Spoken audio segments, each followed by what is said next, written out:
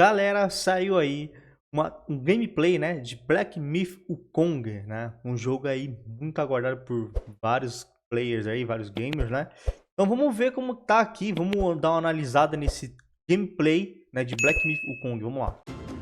Since Black Myth Wukong released its first trailer 3 years ago, every year on August 20th, the developer Game Science has shown something new about the development progress of the game. However, what's different this year is that we finally got to play it. My 45-minute demo provided 3 boss fights and a relatively complete chapter experience. It's worth noting that after the event, the dev team made some adjustments to the trial version based on the feedback and suggestions received during the closed-door evaluation that I participated in. As a result, my experience may differ slightly from what others experienced in Hangzhou and at Gamescom in Cologne. Mano, o combate tá interessante, hein? Black Myth Wukong Preview. Due to time limitations, this trial version did not include the level up system. However, it provided players with a set of skills and equipment that will be obtained in the mid-game of the final version. In addition to basic light and heavy attacks, the protagonist's attack stances can be switched between 3 different postures, including smash form, pillar form, and thrust form at any time. Furthermore, spells such as Immobilize, Stone Solid, Ring of Fire, and the Pluck of Many are also available for use. There are also 2 transformation abilities. One turns you into the previously seen Fireblade Wolf, and the other results in a creature with poisonous attacks. Additionally, players will find and collect certain potions for in-game use. It's important to note that these configurations may vary slightly depending on the different stages. The first boss is named Centipede Guai, and it appeared in the first 13-minute gameplay trailer released in 2020. This time, it awaits players in a horrible cave. Its attack methods include rolling and heavy punches, as well as the ability to release poisonous gas. This gas inflicts a slow-acting poison effect on the protagonist, causing gradual health loss, which can only be cured by consuming antidote potions. However, this boss is considered relatively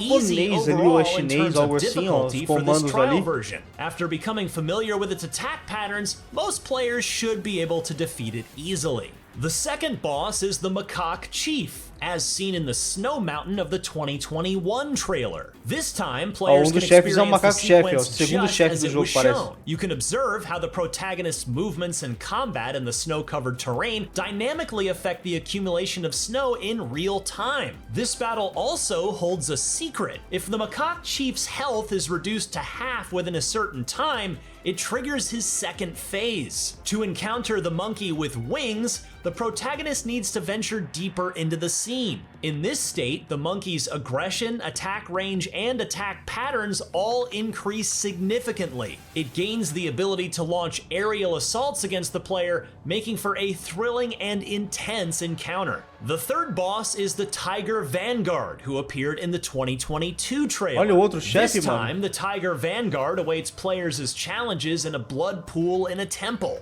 According to the developers, this boss will play a role in the storyline as an NPC who imparts the Stone Solid skill to the protagonist. Therefore, you will witness him using this skill during the battle. One highlight of this scene is how the water reacts and changes dynamically with the actions in combat. The Tiger Vanguard boasts the highest attack speed and aggression among the 3 bosses. Not only does he possess both physical and spell-based attack abilities, but his combo attacks also deal substantial damage, making it easy to fall victim to his assault. The chapter experience provided during the Hangzhou event that I played the game at is called Purple Cloud Mountain. The overall scenery is somewhat reminiscent of the in-game footage shown in the 2022 trailer. This is a relatively complete level experience featuring various environments such as forests, villages, and temples. There are also as many as 4 or 5 types of enemies waiting for players along the way. Don't underestimate these minions, as they also possess the ability to deliver a fatal blow to the protagonist with a single strike. There's also a detour path in the level that players might not easily find, where they can encounter a hidden boss, the Poisonous King. This creature has the appearance of a scorpion-like monster. After engaging in conversation with it, players need to break the wine barrel beside it to start the battle. This hidden boss presents the highest level of difficulty in this trial version. It possesses extremely fast attacks, deals heavy damage, and boasts skills that inflict poison on the player. It took me nearly an hour of fighting to defeat it, and there were several instances where I succumbed to poison before being able to use the cure potion in time. And while Black Myth shares some similarities in its mechanics with the Dark Souls series, the combat feel here is quite distinct from any other similar games.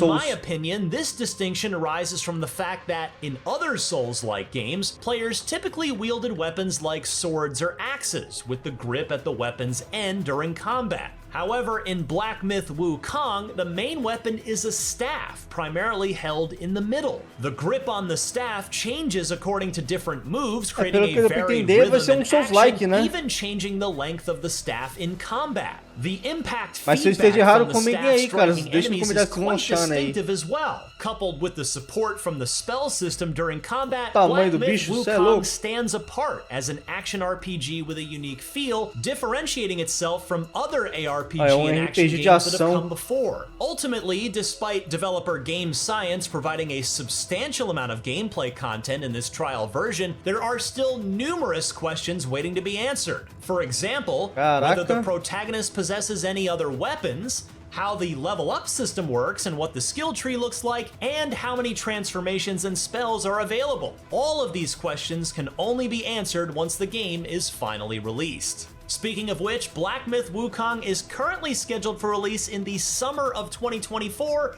for both PC and next-generation console platforms. For more on your favorite games, keep it right here on IGN.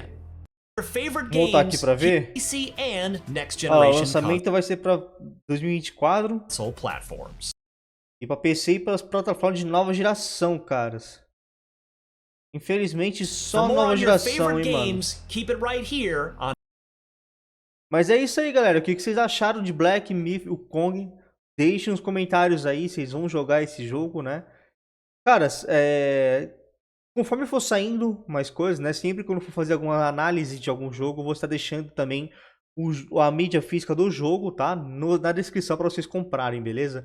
Se não tiver, porque eu não achei, tá? E outra coisa, cara, é interessante esse jogo. Tá bastante interessante.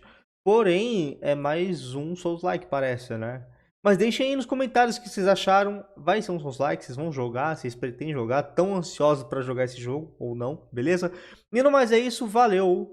Falou!